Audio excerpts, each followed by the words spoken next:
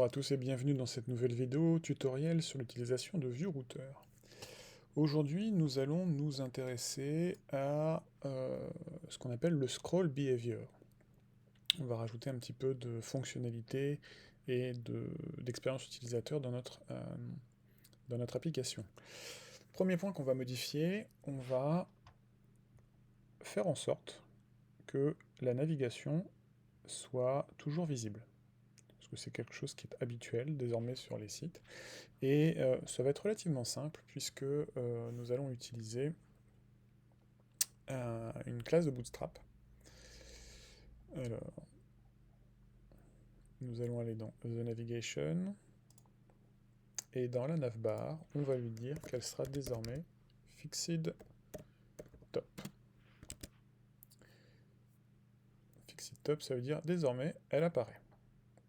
Donc ça c'est bien, sauf que on se rend compte que le bouton retour qu'on avait là, ben, ma foi, il est caché dessous.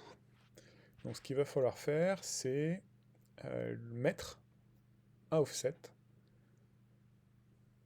à cette partie. On va basiquement créer une classe offset. Alors, on va la mettre dans... Donc, c'est cette partie qui doit désormais avoir un offset. Donc, on va mettre une div avec une classe offset.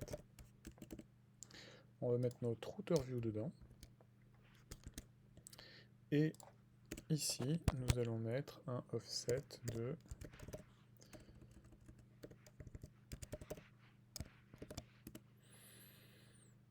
donc, ça sera un margin top.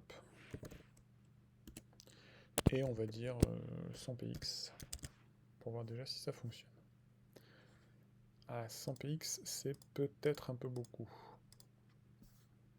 Mettons 75.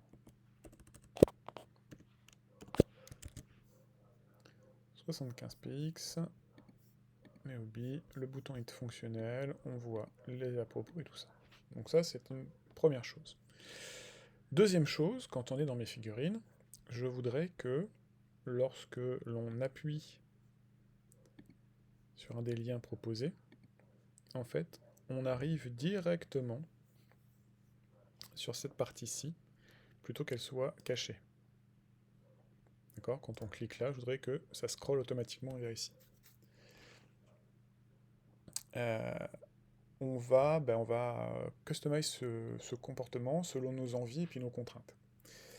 On va déjà faire un tour du côté de la doc, puisque ViewRouter nous propose un scroll behavior que nous retrouvons ici.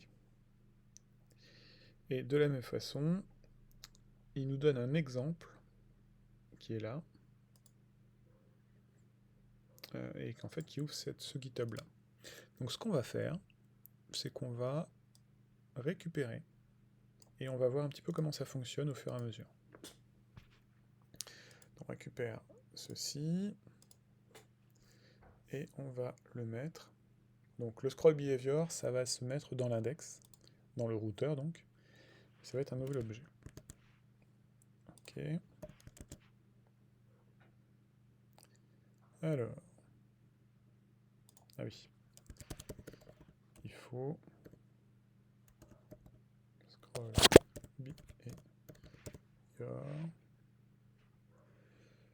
C'est une fonction qui prend 3 arguments en règle générale, le to, le from et le saved position.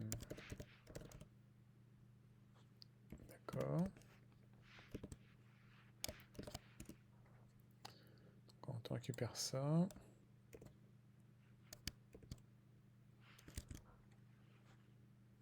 alors il me dit que il m'en manque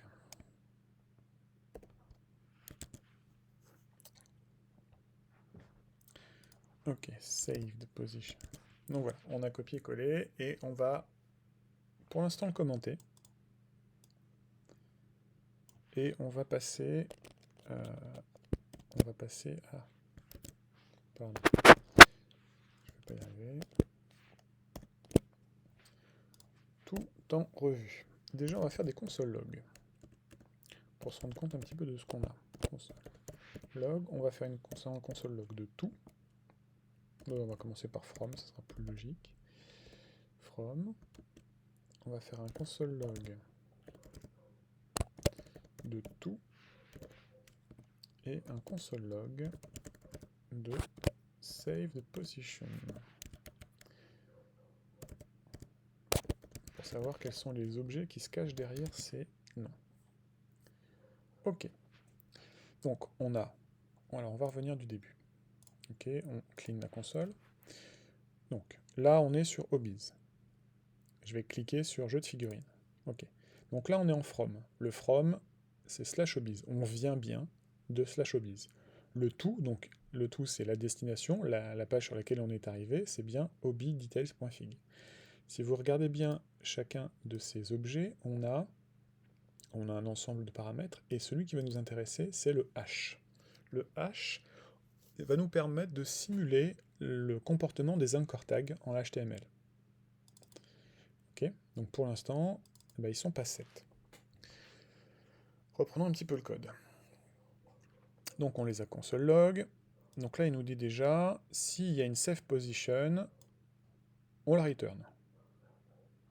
Ok. Et il nous dit, sinon... Alors, on va décommenter ça.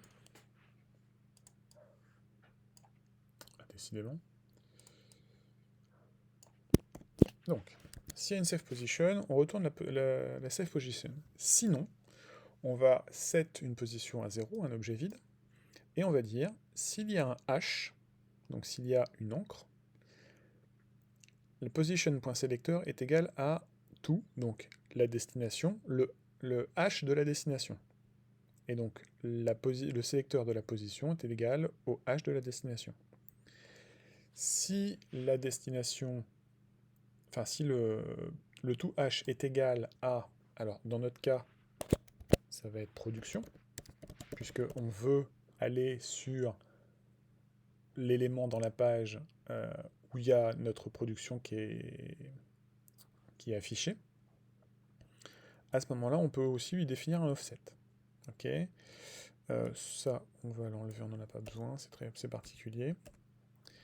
Et si il y a un query sélecteur de la position, enfin du hash du tout, enfin de la destination, à ce moment-là, on retourne la position. Et if the return position is falsy or an empty object, we'll return current scroll position. Donc là, en gros, ça veut dire que si la position est fausse, enfin si le retour de la position est fausse, ou si c'est un objet vide, on va retourner faux, et ça nous permettra de garder en mémoire la position actuelle. Alors j'espère que ça a du sens. Je dois vous avouer que c'est toujours très compliqué, je trouve, à expliquer. On le fait plus par habitude au bout d'un moment. Donc déjà, voyons voir si ça fonctionne. Hop. Donc, on a mes hobbies, je fais mon jeu figurine, et ça ne fonctionne pas. Ah. Alors, effectivement, pourquoi ça ne fonctionne pas? J'ai été trop vite. On lui dit, dans le code, s'il y a un hash avec... Enfin, s'il y a un hash, la position du sélecteur va être égale à la position du hash. Sauf que dans notre code, pour l'instant, des hash, il n'y en a pas. Le hash en question, on veut aller où? Alors, si on regarde notre page, nous, on veut arriver sur cette portion de l'écran. D'accord? Donc, on peut mettre notre hash, on peut l'appliquer soit ici, soit sur l'image. Mettons qu'on l'applique sur le texte. Ok? Donc, le texte, il se trouve dans Production Detail. D'accord? L'état de la production, donc ça, c'est l'image. Ça, c'est le texte. Donc là, on va lui donner une ID égale à production. Hop. Donc on va clear la console, on va retourner à la base.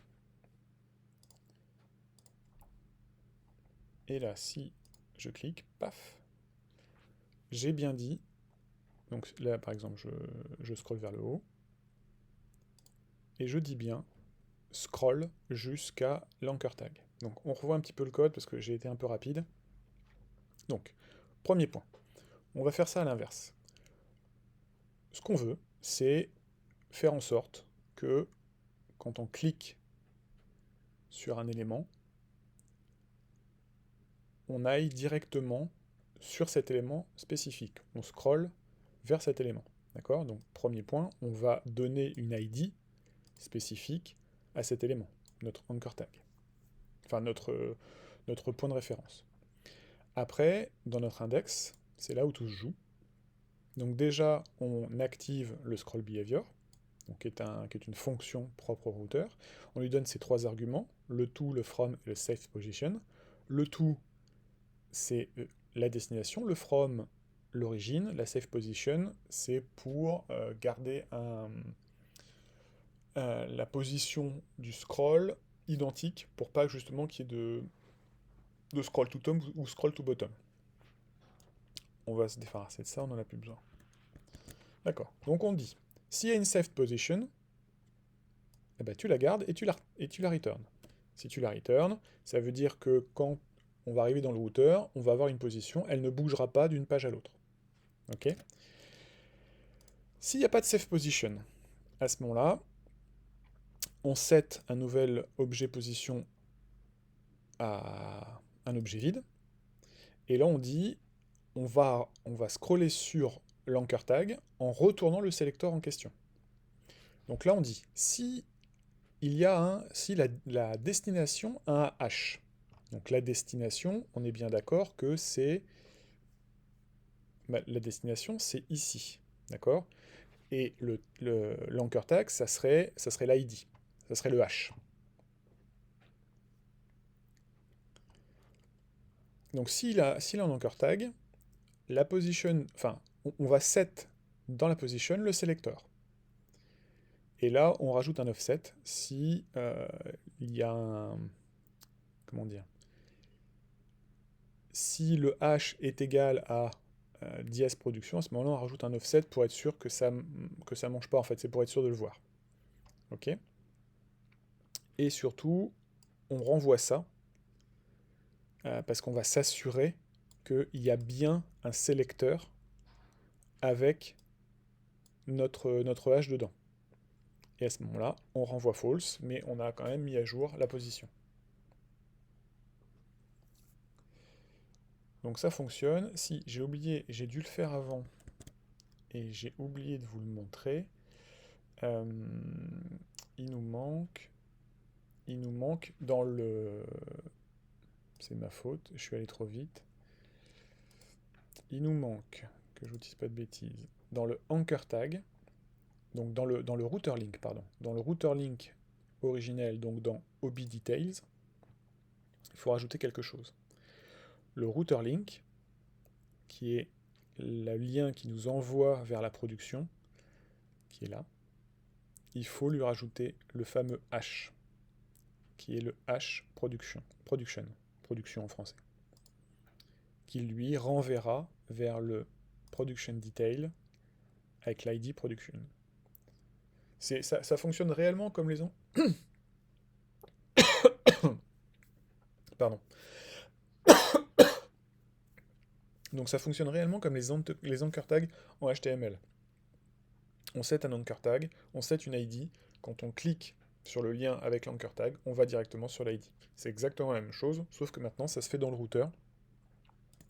Et donc vous pouvez avoir autant d'anchor tags, de hash, que vous le voulez, puisque en fait à chaque fois, disons déjà le to hash va différent en fonction de l'adresse, l'URL dans laquelle vous allez, la route.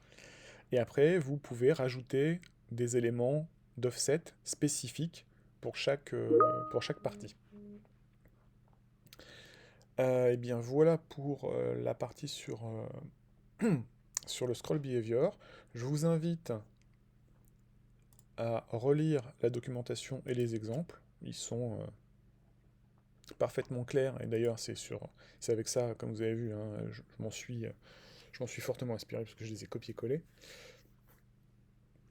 Donc je vous invite à faire à nouveau des modifications, de voir comment ça fonctionne, de mettre les mains dedans, et quitte à faire des erreurs, c'est comme ça qu'on apprend le mieux.